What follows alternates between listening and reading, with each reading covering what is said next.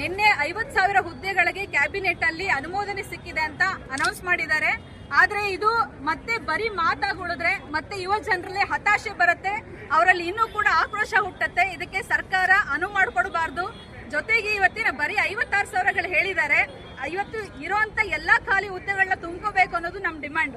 ಯಾಕಂದ್ರೆ 5-6 ವರ್ಷದಿಂದ ನೇಮಕಾತಿಗಳೇ ಆಗಿಲ್ಲ. ಈಗ ವಯೋಮಿತಿ ಹೆಚ್ಚಿದ್ರು ಕೂಡ ತುಂಬಾ ಜನ ನೇಮಕಾತಿ ಅರ್ಹತೆಗೆ ಒಳಗಾಗಲ್ಲ. ಹಾಗಾಗಿ ಎಲ್ಲ ಹುದ್ದೆಗಳು ತುಂಬ್ಕೋಬೇಕು. ಜೊತೆಗೆ ಇವತ್ತೇನು ಉದ್ಯೋಗಗಳನ್ನ ನಾಶ ಮಾಡುವಂತ ಒಂದು KPS ಮ್ಯಾಗ್ನೆಟ್ ಯೋಜನೆ ತಂದಿದೆ ಸರ್ಕಾರ. ಶಿಕ್ಷಣ ಇಲಾಖೆಯಲ್ಲಿರುವಂತ 80,000 ಹುದ್ದೆಗಳನ್ನು ನಾಶ ಮಾಡಕ್ ಹೊರಟಿದೆ. ಇದನ್ನ ಕೈ ಬಿಡಬೇಕು ಅಂತ ನಾವು ಕೇಳ್ಕೊತಾ ಇದ್ದೀವಿ.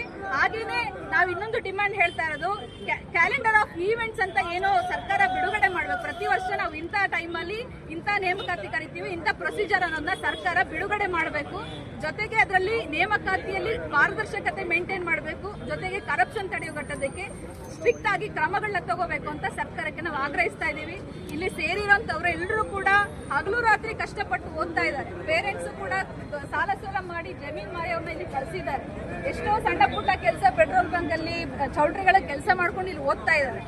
ಅವರ ಕನಸೆಲ್ಲ ಇವತ್ತು ಸರ್ಕಾರದ ಇದರಿಂದ ಏನಾಗಿದ್ದಾರೆ ಅಂದ್ರೆ ಅವರು ಫುಲ್ಲು ಹತಾಶರಾಗಿ ಎಷ್ಟೋ ಜನ ಸೂಸೈಡ್ ಮಾಡ್ಕೊಂಡು ನಾವು ನೋಡಿದ್ದೀವಿ. ಸರ್ಕಾರಕ್ಕೆ ಇನ್ನೆಷ್ಟು ಜನ ಸಾಯಬೇಕು ಅರ್ಥ ಮಾಡ್ಕೊಳ್ಬೇಕು, ಇದು ನಮ್ಮ ಪ್ರಶ್ನೆ. ಸೊ ನಾವು ಕೊನೆದಾಗ ಆಗ್ರಹಿಸೋದು, ಸರ್ಕಾರ ಬರೀ ಮಾತಾಡ್ದೇನೆ ಅವರ ಭರವಸೆನ ಉಳಿಸ್ಕೋಬೇಕು.